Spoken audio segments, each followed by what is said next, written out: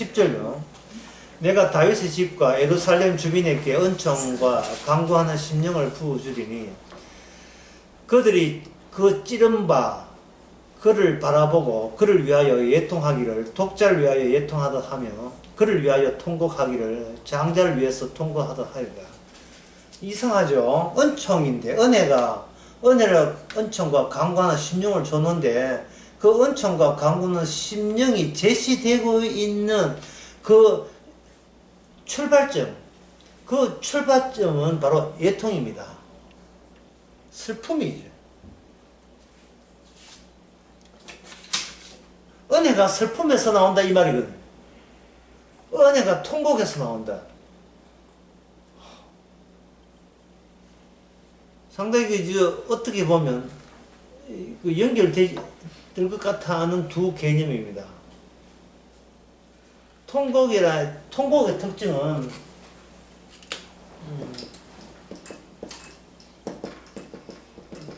상실에서 와요. 상실. 무슨 상실이냐?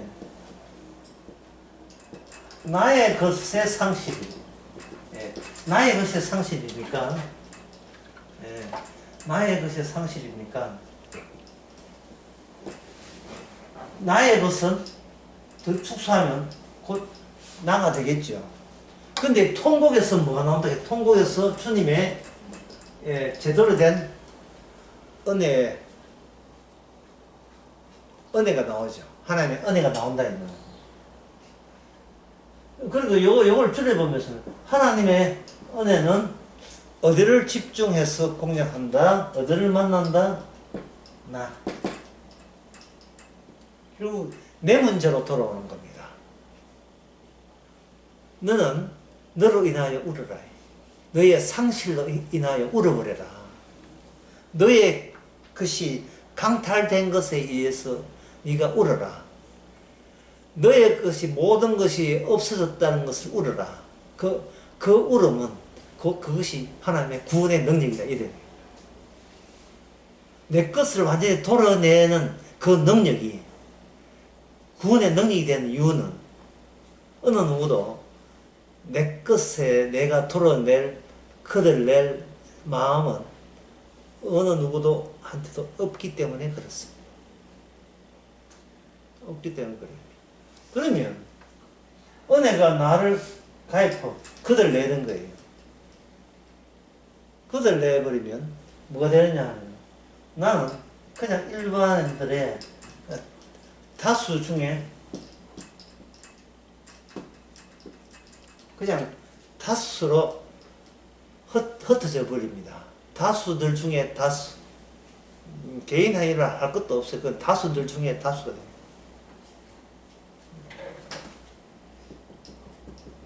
어느 시에 보면 나요.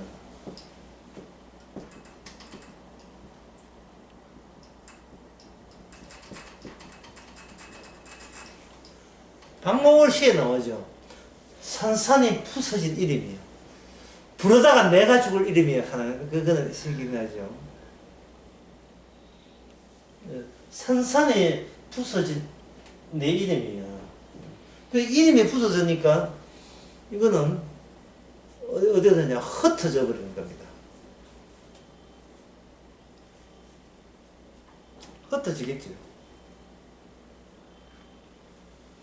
흩어져 버리면 이건 뭐가 되냐 하면 이거는 혼돈이 되는 겁니다. 내가 내 자신에게 혼란스러워요.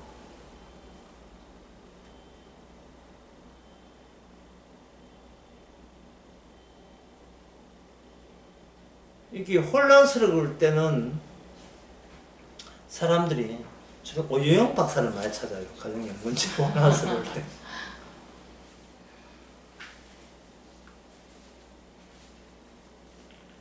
그래서 혼돈에서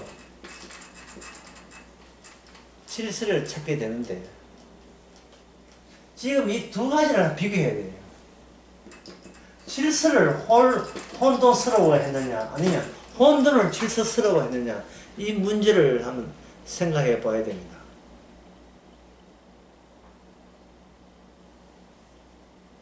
원래 인간 자체가 주님 보면 인간 자체가 혼돈스러워요. 혼돈스러운 곳에서 자기 질서를 잡는데 무슨 질서하냐? 나 중심으로 질서 잡아요. 근데 이거는 내 혼자만 한 게 아니고 이 다수 중에 다수, 모든 다수들의 물결, 다수들의 넘쳐남들, 더 범람된 다수, 이 세상 전체가 다수라는 건 많다는 뜻이에요. 여러 가지라는 뜻입니다. 여러 가지들이 한 풀장에 이렇게 같이 모여 있다가 그 연세 많은 그 다수들은 한쪽 구석에 사라지기 시작합니다. 96세에 죽은 사람도 있고, 예. 송해는 송해도로 죽고, 동해는 동해도로 죽고, 나는 전부 다 죽지요. 그리고 그 다수의 범벅이 된 그 안에서 또 응애하고 또 애기가 태어나고, 예. 또 생일 잔다고 또 돌잔치 한다고 한쪽은 태어나고 한쪽은 사라지고, 이거는 뭐 그야말로 예, 부대찌개 센 불에 하게 되면 똘똘 끓잖아요. 한쪽은 죽고 한쪽은 살고, 이쪽은 돌잔치 한다고 웃고 있는데 바로 옆째는 그 할머니 돌아가셨다고 울고 있고, 뭐 예, 요새 할머니 죽었다고 울진 않습니다만은 뭐 형주 애고 이렇게 폼 잡고 하는 데 있고, 세상에 도대체 각자 자기 나름대로 질서는 잡았지만 정돈된 게 하나도 없어요. 이 질서가 아니고 무질서 그 자체, 혼란이 질서를 잡으면서 혼란이 제거되는 게 아니고 혼란이 가정되는 세상이에요.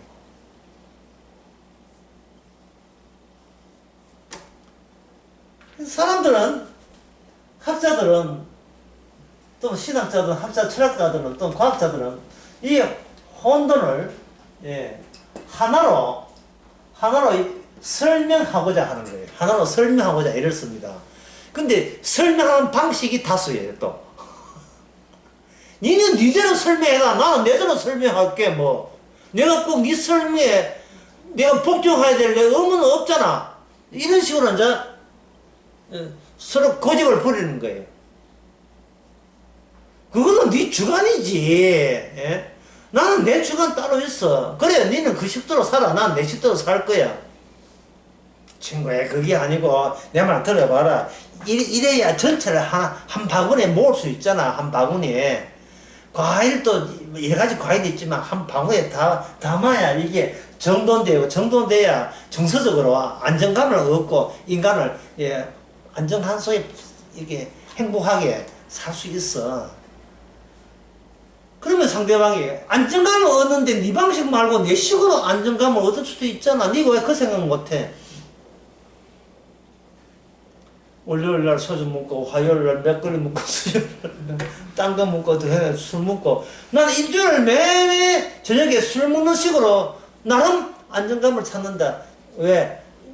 네 방식이 아니라고 해가지고 네가 날 지금 예, 무시하나? 그것도 내 방식이죠. 그것도 내 방식이다. 여러 가지 술 먹는 방식으로 자기의 정서를 안정화시키는 그것도 평소에 하던 대로 하던 방식이다.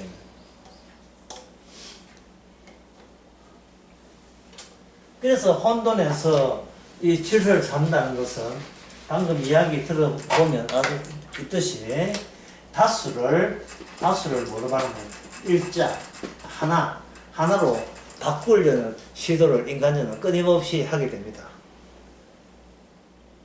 그런데 이게 하나가 먹힐 수 있는 하나입니까? 그 하나가 누구한테는 먹히고 타인한테는 안 먹히겠죠. 자기한테는 먹히겠죠. 왜? 처음부터 그 질서 잡기를 내 편한쪽으로 질서를 잡아겼기 때문에 내한테는 적용이 되는데 옆 사람한테는 적용이 안 돼요. 아내한테 적용되는데 그 적용이 남편한테는 먹히질 않는 거예요. 여보, 우리 가정 앞으로 이렇게 살자. 니나 해, 니나. 예? 너나 잘하세요.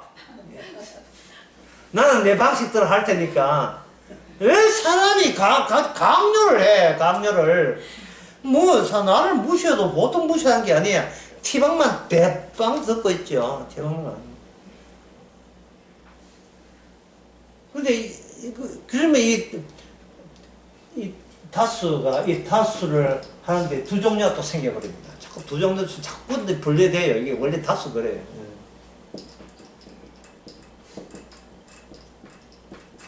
일관성 없는 다수.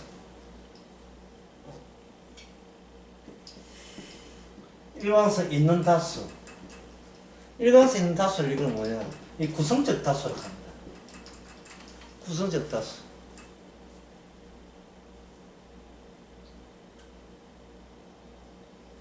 이 현실에 일관성 없는 다수는 그냥 존재하는, 그냥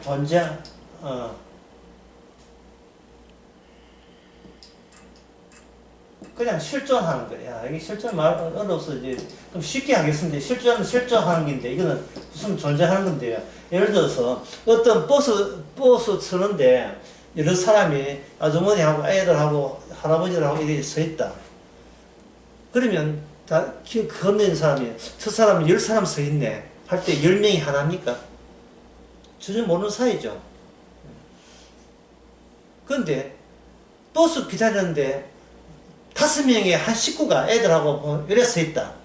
그러면 그냥 5명이 아니고 일관성이 있는 다수겠죠. 가족으로 구성된 다수가 되는 겁니다. 이거는 그냥 실존한 게 돌멩이가 놓이는 거랑 똑같은 거예요. 돌멩이가 놓이는 거 똑같아. 교인들도 그래요. 와봤자 이야기도 안 하고 끝까지 있다가 이야기 안 하고 그냥 예배하면서 쑥 가는 사람. 예, 실존입니다. 일관성 없어요. 만나가지고 오늘 복음 어땠어? 이렇게 하면 구성적 교회가 되죠.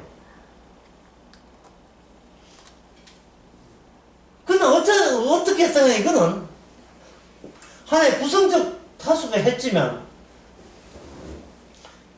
이 일관성 다수의 문제는 여기서 공통점, 공통점을 임시적으로 끄집어내서 임시적으로 구성된 것 뿐입니다. 근데 생각해 보세요. 다수 자체가 공통점이 있습니까? 없습니까? 다수는 공통점 자체가 성립이 안 되지 않습니다. 다수 중에 나가 있어요. 내 안에는 전부 다 동일합니다. 근데 내가 다수 중에 다수에 섞여버리면 결국 그 다수가 내 의견에, 내 뜻에 맞출 수 있는, 맞출 수 있는 그러한 근거는 전혀 없어요. 그러니까 어떻게 됩니까? 주의 사건에 통곡하죠. 상실을 느끼는 겁니다. 다시 이야기합니다. 하나님의 사건은 어디를 겨냥한다? 나를 겨냥해서, 나를. 왜냐하면 내가 행해봤자 구성적 다수, 그때 구성적 다수에 해당될 뿐입니다. 그러면 나는 어떻게 구성되는가?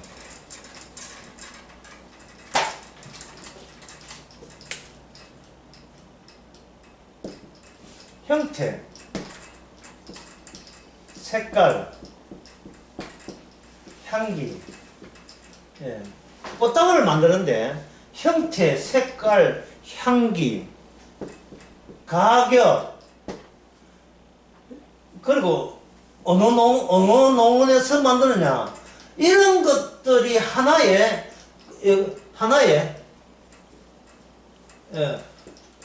꽃다발을 형성할 수 있겠죠. 그죠? 그러면 나는 뭐로 형성됩니까? 나는 동양이냐, 서양인이냐, 나는 그중에도 한국 사람이냐, 일본 사람이냐, 키가 얼마냐, 나의 DNA, 더 분석에 들어가서 내 DNA는, 내 DNA 구조는, 내 세포 수는, 내가 혈액형은 얼마냐, 이러한 여러 가지의 다수의 요소가 우연하게 조립되고 결합된 게 그게 누구라 말이죠? 나지요. 나 자체가 뭐가 돼요? 단일체가 안 되고 여러 가지 요소가 결합된 겁니다. 거기다가 그것만 있는 게 아니에요. 신체만 있는 것이 아니고 사회적인 그러한 성과물도 이 결합이 돼요. 초등학교 때 1등 했다. 예? 초등학교 때 기능상 탔다. 예? 전국 사생대회에 나와서 내가 입상했다. 그런 것들을 조합해서 그게 나를 구성하는 겁니다. 그러면 뭐 선볼 때 상대방 여자 보고 나 중학교 3학년 때 사생대에서 1등 했어요. 그러면 나도 미술에 취미했는데 둘이 마음 맞아가지고 둘이 이제 결혼했다 칩시다. 결혼하고 난 뒤에 대학교 3학년 때 전과가 있다는 거. 전과가 하나 있어가지고 마약회가 전과 있다는 거. 그 사실은 여자가 몰랐죠. 그걸로부터 이제 갈라서게 됐죠. 이제 그래 되면 이게 무슨 뜻이에요? 나를 구성하는 요건이 내가 아는 것도 있고, 그리고 내가 모르게 우연적인 것들이 내가 아는 것보다, 내가 챙긴 것보다 더 많이 나 안에 조립되어 있고 결합되어 있는 거예요, 요소로서. 내가 원치 않는 다수의 요소들이 현재 나를 구성하고 있었던 겁니다. 그래서 어떤 사람의 말대로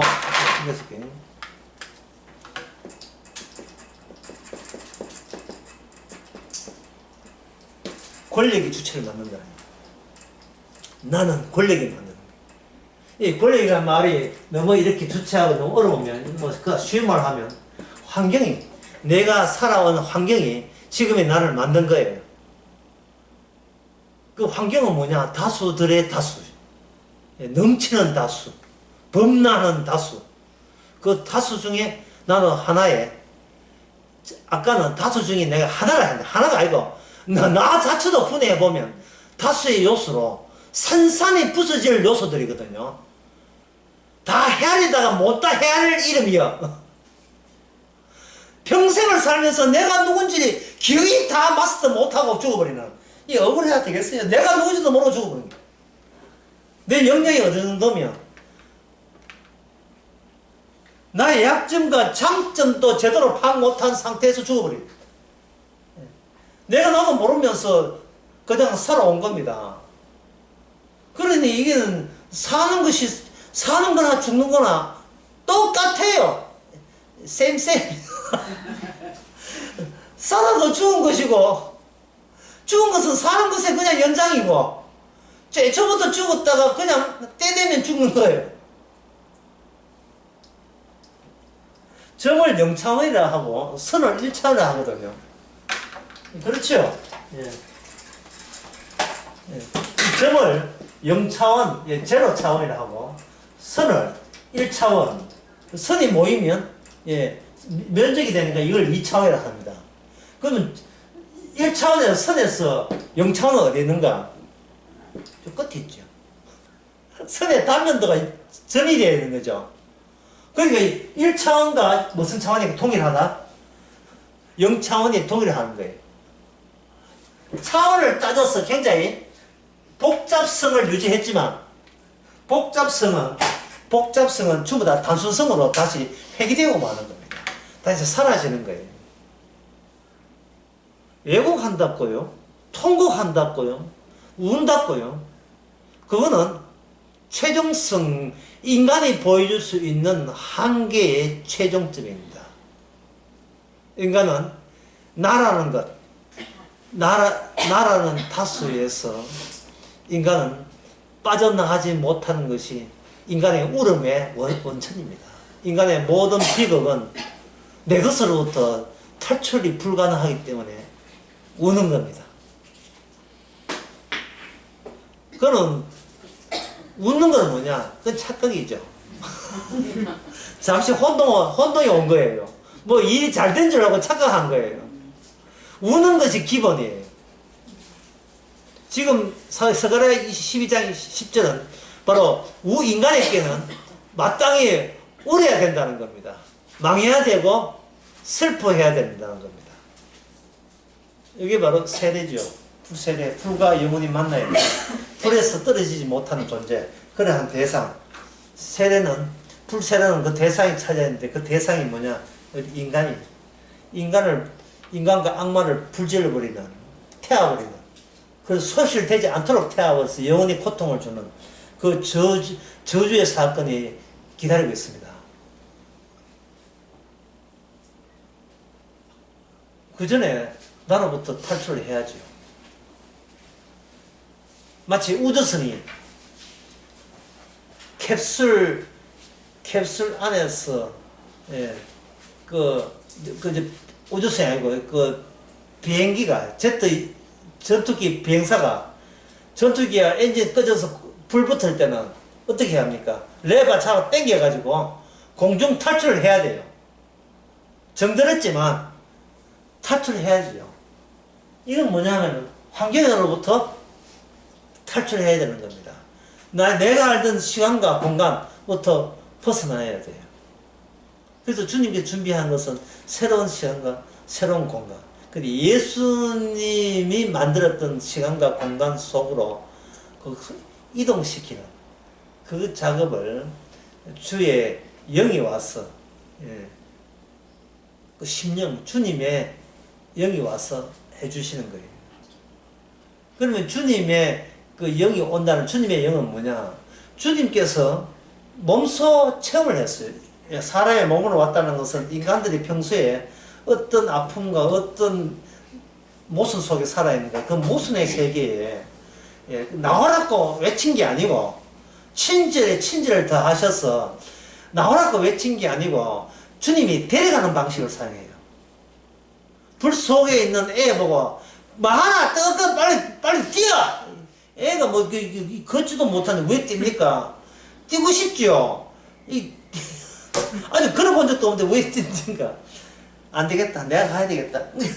부모가 뛰어들듯이 주님께서 아예 우리가 그런 맛 수준인 걸 아시고 우리가 스스로 이 불의 세대에서 불세계에서 몸 빠져나온 걸 아시고 지옥에서 빠져나온 걸 몸 빠져나온 걸 아시고 직접 지옥까지 찾아와서 극한 친절을 베푸시는 겁니다.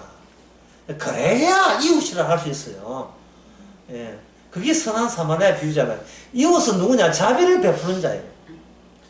야, 강도야. 강도 만난 사람하고 빨리 일어나라니까. 엄살 부리지 말고. 이게 안 되죠. 친히 내가 돌봐줄게. 단, 너는 강도 만난 자가 돼야 돼. 스스로 자아에서 몸 벗어나오고 허우적대는 그러한 장애자. 그건 모순된 자. 그걸 우리는 평생 살아야 됩니다. 그걸 부산 강의에서인가 그걸 제가 뭐라고 했냐면 의인민수도 죄인 연기를 하는 거예요. 재밌지 않습니까? 재밌겠지요? 이미 합의했는데 서울대 합의했는데 떨어진 흉내를 내는 거예요. 아유 두 문제 맞췄으면 되는 건데 지금 이미 합격을 했는데 다른 사람한테는 떨어진 코스프레를 하는 거예요. 이미 천국에 합격했기 때문에 지옥 갈 행위만 하는 거예요. 즐겁지 않습니까?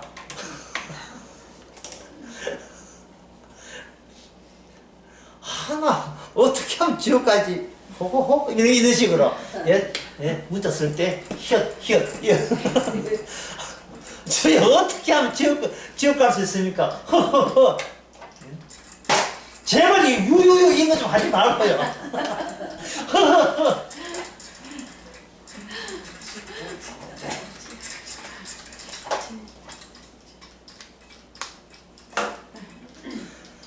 망하는 길로 가는 것이 답이에요.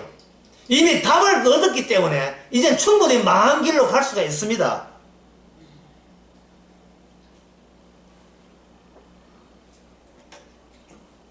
통곡하는 척 하시기 바랍니다. 심각한 척 하시기 바랍니다. 아무도 심각한 일은 없어요.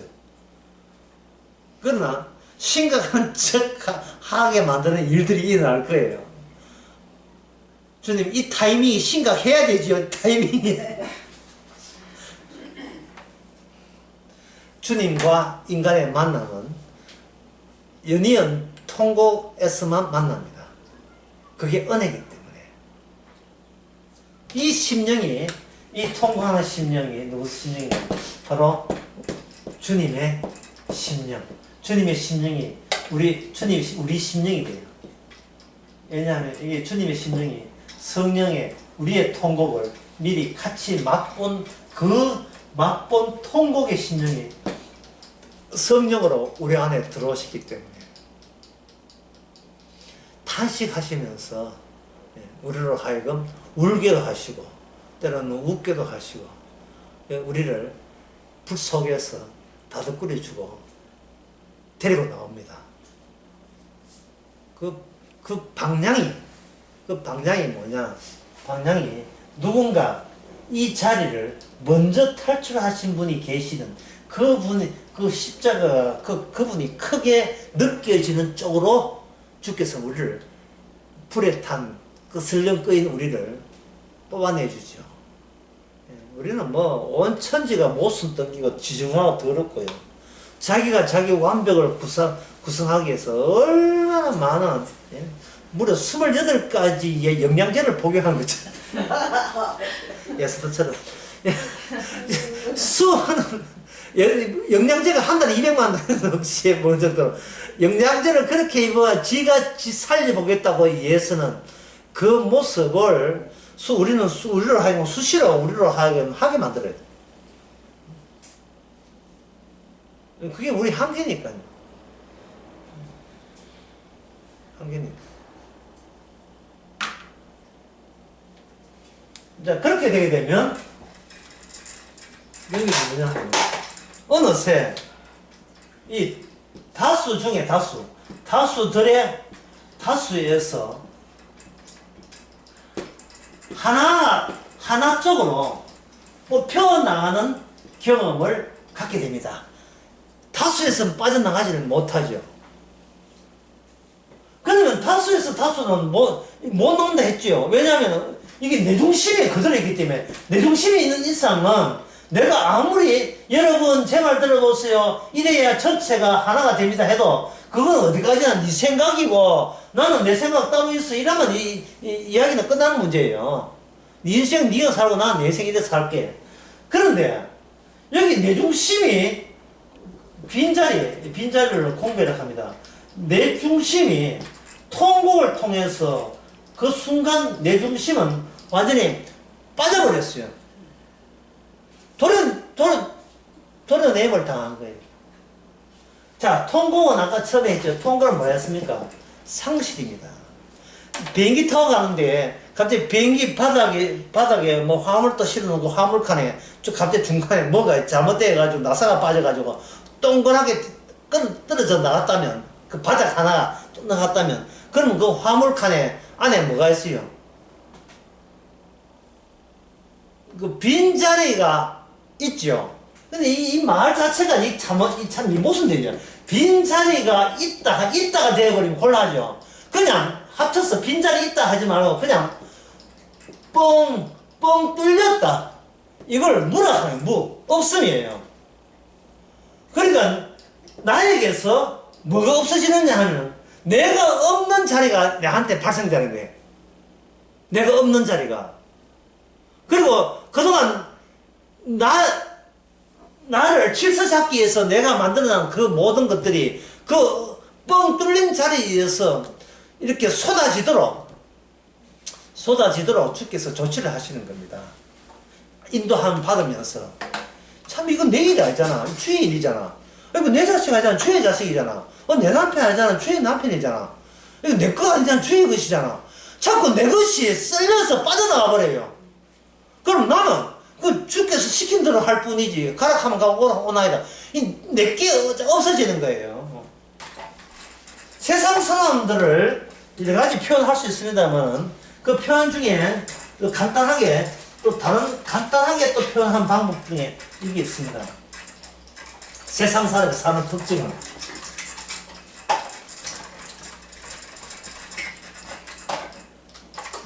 자, 이게 더 잘하네. 이렇게.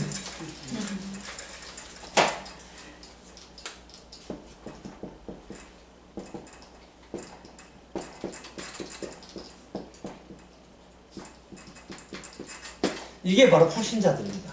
불신자. 세상 사람의 특징은, 세상 사람의 특징, 불신자 특징은 자기 정화장치 깨졌어요. 자기 정화장치. 인간은 자기가 계속 자기에서 개선과 발전을 시도합니다. 정화하는 거예요. 왜 사람이 정화하느냐? 선악과를 따먹었기 때문에.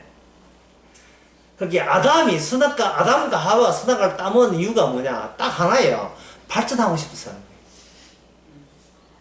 인간 차원에서 신의 차원으로 발전을 시도하는 거예요. 그 선악과가 따먹고 싶다 한 순간에 하나님의 간격과 결핍을 느끼고 결핍을 맞아 채우겠다고 개선의 노력을 하는 거예요. 어제보다 더 나은 오늘, 오늘보다 더 나은 내일. 이걸 시도하는 겁니다. 시도하려면 선악과를 따먹었으니까 선하게 되면 내 뜻대로 발전이 가능하고 내가 만약에 악을 처리하면 이게 퇴보된다.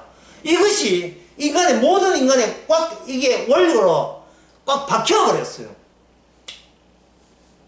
그래서 혼돈에서 질서가 뭐냐 하면은 바로 권력이라는 겁니다. 어떤 권력? 선한 권력. 선한 능력. 그 능력이 지금의 나를 더 낫게 만들기 때문에 그것을 내 이러한 희망을 나는 포기 못한다. 그럼 뭐가 돼요? 상실이 없어져요. 자기 자아 내부에 뻥 뚫리질 않았어요. 사람이 뻥 뚫려야 바람이 들어와 시원합니다. 근데 꽉 막히니까 더러운 냄새만 그 밀폐된 그 자 안에 더러운 기체가 가득 차 있는 거예요. 방구도 끼고 막 트림도 하고 지저분한 가스는 다 끌어모아 놓고 그걸 이제 자체적으로 뭐하냐 쓰레기통을 마련해가 자체 정화하는데 그 쓰레기통이 쓰레기예요. 쓰레기통 자체가 쓰레기. 나중에 쓰레기통 한 개가 아니라 2개, 3개, 4개까지 5개 계속해서 쓰레기통을 증가시키는 겁니다. 그건 뭐냐 도저히 안 망하겠다는 거예요. 안 망하겠다 하니까 점점 더 이게 사태가 심각해지는 거예요. 쓰레기통을 자꾸 설치하니까 그 중량감이 늘어나는 겁니다. 75, 78, 80, 90 막 넘어가시는 거 경험하셨죠? 지금 4kg 뺐겠지요.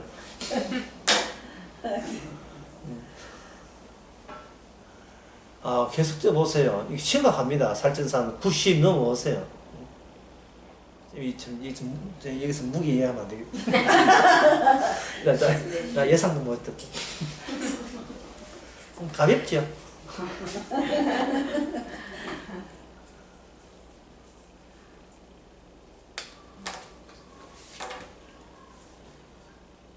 다수에서 하나가 될 수가 없습니다. 인간은.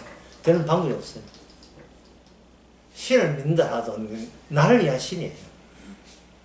전부를 뽑는 신은 인간의 머리에서 나올 수가 없습니다. 다수에서는 나가 이미 하나가 결정됐기 때문에 신은 나의 그냥 보조죠. 시다발이죠. 보조죠. 역시 내가 신이에요. 그리고 이 범주 내에서 벗어날 수 없습니다. 그 신 안에 내가 신이 된다는 것을 증명하면서 자기 정화장치를 하는 거예요. 소위 종교, 교회 다니기, 자기 정화 내가 깨끗하게 하는데 그게 환기가 안 돼요. 구멍이 어디 창문이 있어야 환기되는데 온 사방에 꽉 밀폐되는데 그게 환기되겠어요? 내가 토한 걸 내가 먹고 아이고야 죄송합니다. 내가 기도해놓고 회개해놓고 회개했다고 지 자랑질하고 이게 정화됩니까? 지가 토해난 거 지가 섭취하는데 그게 무슨 정화예요? 말이 안 되죠.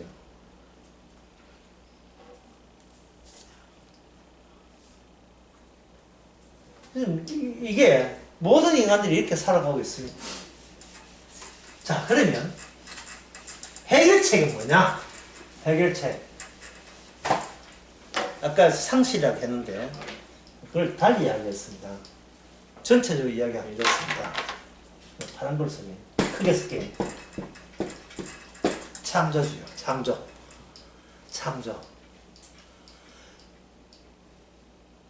이 땅에 오신 주님이 구원자만 되는 게 아니고 구원을 할 때 자신의 창조 기술을 삽입해서 구원을 해버려요. 그리고 우리한테 이야기합니다. 너를 잊어라. 왜 잊어야 되는가? 옛 것이니까. 새술은 새 푸대에, 뭐 술은 안 잡사도 그 정도는 알죠.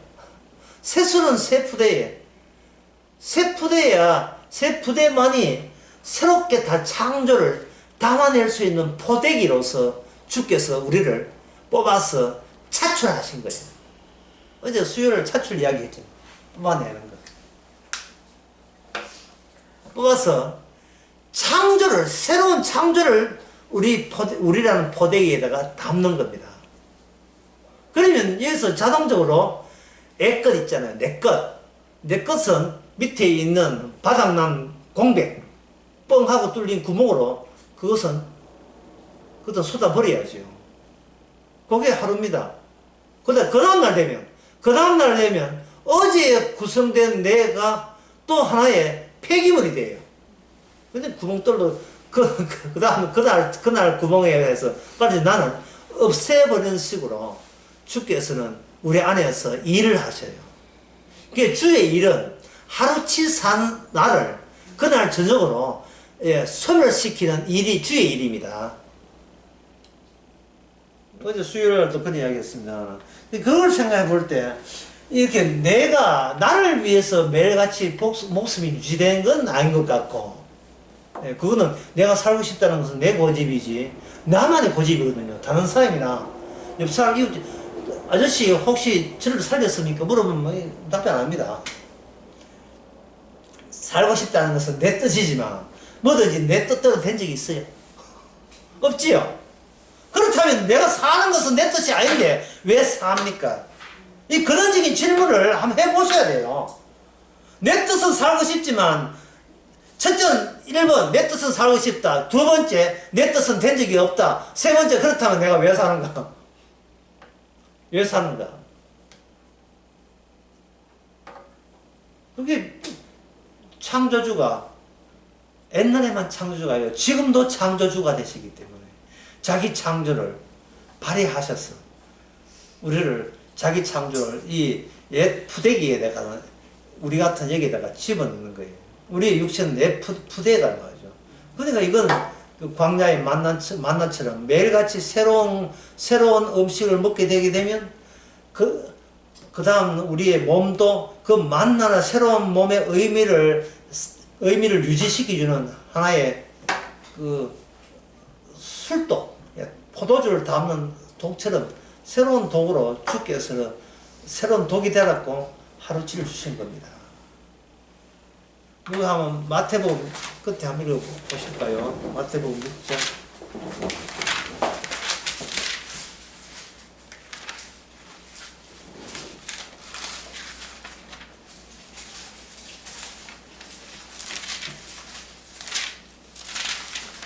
6장 끝에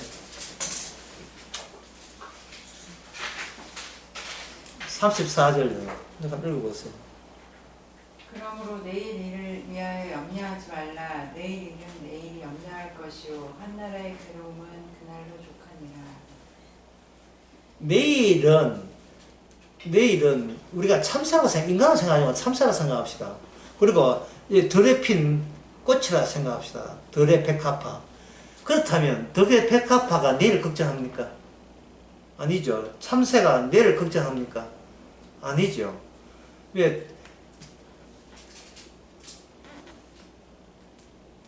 불소식이 될 수밖에 없는 그 들풀도 오늘 주께서는 이게 30절 나와 제 말이야. 30절 나온 겁니다. 오늘 읽다가 내일 아궁이에 던진 들풀도 오늘은 하나님에 충실하게 지키는 이유가 하나님의 자기 창조물이기 때문에 나의 창조물이야. 내가 나의 창조물이고 주님의 창조물이기 때문에 그렇다라고 하는 겁니다. 지금 이 말씀을 듣는 지사들 가운데서 해당된 사람 아무도 없어요. 왜냐하면 이 사람들은 아주 성령을 받기 주님의 아픈 심령을 받은 적이 없어요. 그냥 내 잘되기 위해서 예수님을 어떻게 이용해볼 생각하는 사람들, 제자들이었어요. 그리고 지금 말씀은 이렇게 해도 이 말씀을 깨달은 것은 성령 받고 난 뒤에 예수님이 십자가 죽고 난 뒤에 부활의 영이 왔을 때 비로소 이 말씀을 그제서 아는 거예요. 내 안에 주님 계셨구나. 내 안에 이제 주님 계시는 방식으로 말을 죽을 때까지 계속 이끌고 가시는구나 사실. 그러니까 내 일을 버리는 동시에 주의 일을 내 일에 채우시는 일을 하시는 분이 바로 주의 일이에요. 내가 창조주고 내가 창조하는 방식으로 너를 구원했다. 그걸 증거하고 그걸 알리기 위해서 우리를 사용하시는 겁니다. 그것도 친히 사용하시는 거예요. 그러면 이렇게 사용하려면 우리는 바로 은혜를 알아야 되고 그 은혜는 내 것이죠. 내 것. 내 중심. 내 잘난 체 하는 것. 이것에 대해서 은혜가 공격을 하고 그 공격하는 그 만남의 장소에서 우리는 애곡하고 통곡할 수밖에 없어요. 내 것, 그 귀한 내 것. 그 내 것이 상실하니까요. 우리는 평소에 주님의 영이 오기 전까지는 내 것을 어떻게 개선하고 키워서 내 것을 천국 집어넣으려고 생각하는 그 모든 것이 그쪽에 집중되어 있었어요. 남이 뭐가 치우가 나는 살아야 되겠다는 그뿐이었는데 거기에다가 러시아 미사일처럼 은혜가 날라와서 니 때문에 내가 죽었다는 거. 예, 그게 나오죠. 그들이 찌른 바 그를 바라보고 그를 위하여 애통하기를 독자를 위해서 애통하듯 이렇게 되어 있습니다. 독자를 위해서 애통하듯. 자, 이제 성경의 난해 기절에 우리가 드디어 부딪혀 도달했습니다. 정말 난해 기절이에요. 이 난해 기절 해석이 단 것도 해석이 어렵지만 참 불가능한 이 해석을 위해서 제가 이 창조라는 것을 언급했습니다.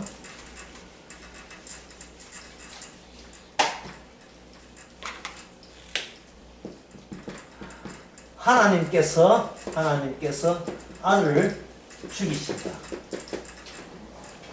그것도 아주 잔혹하게 아들을 죽였었습니다. 그러면 하나님이 아들을 죽였으니까 여기서 아버지의 아픔이 여기 들어가 있었고 아들의 아픔도 있고 성령의 아픔도 이 아들 죽음에다가 이게 다 들어있어요. 마치 아브라함이 자기 아들을 네 손으로 죽이라 하는 것이 하나님 아버지께서 장차 자기 아들을 이 땅에 바칠 때 그 심정을 미리 아브라함에게 전이시킨 것과 동일합니다. 어떤 강도가 와서 죽이는 게 아니고 네 손으로 내 아들, 그것도 그냥 아들애가 사랑하는 독자 이삭을 잡는 거예요. 분명히 예수님 세례받을 때 이는 내 사랑하는 아들이요 내 기뻐하는 자라 할 때 그 어느 누구도 하나님께서 그 말씀하시는 자기 아들을 하나님께서 친히 죽이시는다는 생각은 어느 누구도 해본 적이 없을 겁니다. 우리 인간의 한계는 생각이 이래요. 여러분 모세가 홍해 나올 때 자기가 약속의 땅 못 온다는 것을 미리 알았습니까? 몰랐죠. 모세가 몬당함으로써 약속의 땅에 들어간다는 것 사실. 자기 하나님의 백성이. 참 신기하죠. 인간들 입장에서는 우리가 몬당하도 그분은 들어갈 만한 분이라고 누구나 그렇게 생각합니다. 왜? 직접 하나님과 직접 만난 유일한 분이고 그리고 그동안 꾸준하게 하나님의 말씀을 대행자고, 그리고 그분이 없는 이스라엘, 모세가 없는 이스라엘은 상상도 못하거든요.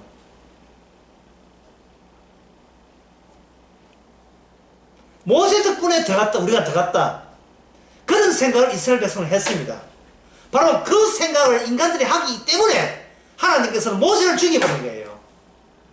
하나님 덕분에 우리는 구원받았다라는 생각을 인간들이 누구나 할 수 있기 때문에 하나님은 그 자기 하나님 때문에 구원받은 그 하나님을 죽여버리는 겁니다.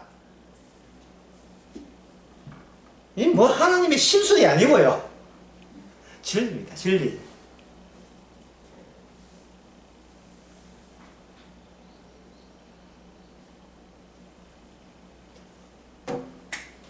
애가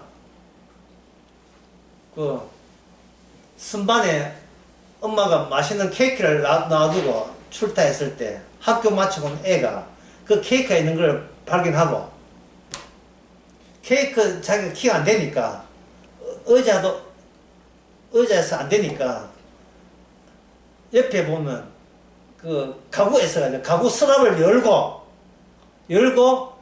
그 가구 서랍을 계단으로 사다리 계단으로 삼아서, 가구가 엄청 높으니까, 선반은 높으니까 케이크를 건지기 위해서 그 가구에 바닥을 덮는 순간 그 이케아 가구가 넘어져 죽은 사람이 애들이 한두 명이에요. 이케아 사고요. 이케아가 핀란드 그깁니까? 예, 회사죠. 이 조립식이 이게 넘어져 가지고 애들이 죽은 게 한두 건이 아닙니다. 그 이케아 사고가 왜 나왔을까요? 높은데 기어 올라가다 넘어진 거예요. 우리가 거기니까 애가 케이크를 탐을 내면서 애가 자기 부인이 됩니까? 난 안 먹어도 돼.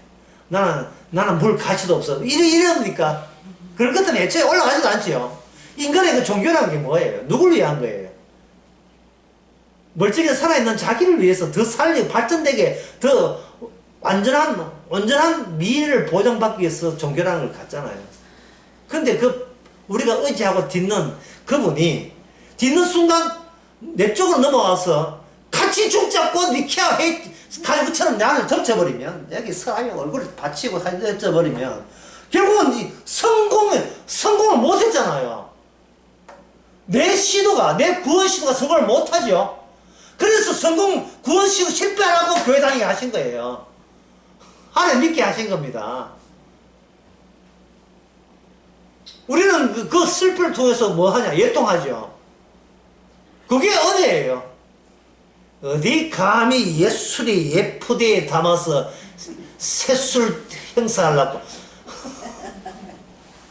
던져버리는 겁니다. 뭐 금식한다, 뭐 한다, 뭐 백난해도 소용없습니다.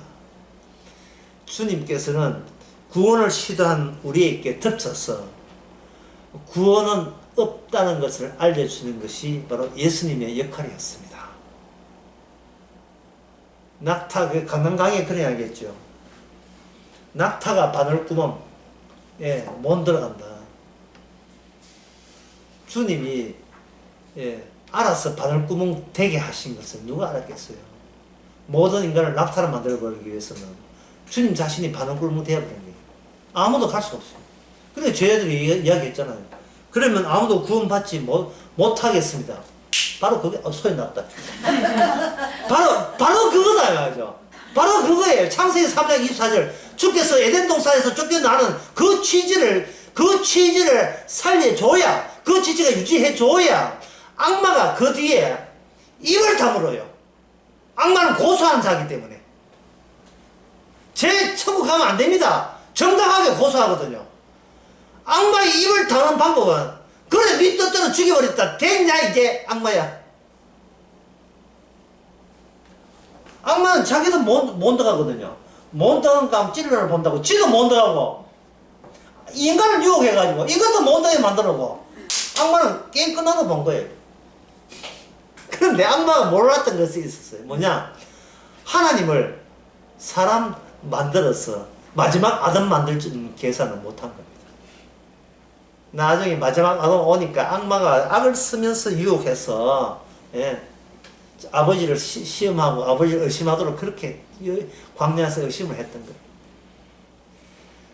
옛날 아담 F대입니다. 포도주죠. 근데 마지막 아담 새 포도주고 그 새 포도주가 창조를 했어요. 뭘 창조했는가? 새 푸대를 창조했습니다. 그 창조한 것, 그 교체한 작업에서 하나님은 가차없이 아들을 죽였고 우리는 우리의 구원자가 죽는 걸 보고 애국하고 슬퍼하는 것, 이게 바로 은혜입니다. 싶으십시오.